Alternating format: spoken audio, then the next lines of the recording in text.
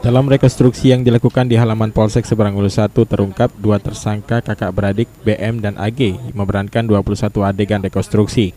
Diawali saat kedua tersangka dan korban Chen Mukti serta adiknya terlibat keributan di depan gang rumah korban Gang Kencana 8 Ulu.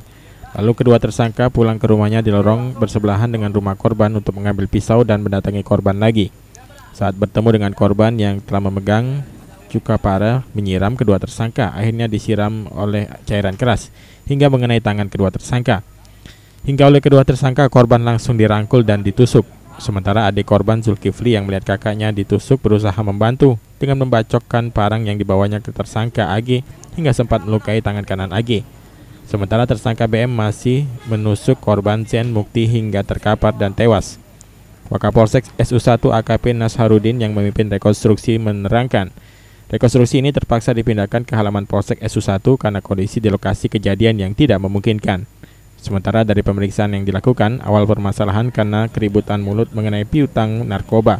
Tersangkanya dua orang, Bambang dan Agus.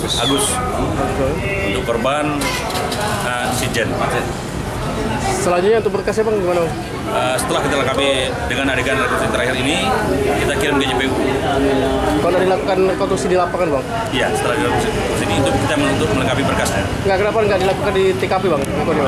Kalau kita melakukan di TKP, banyak kemungkinan terjadi hal-hal yang tidak diinginkan karena itu wilayah penduduk.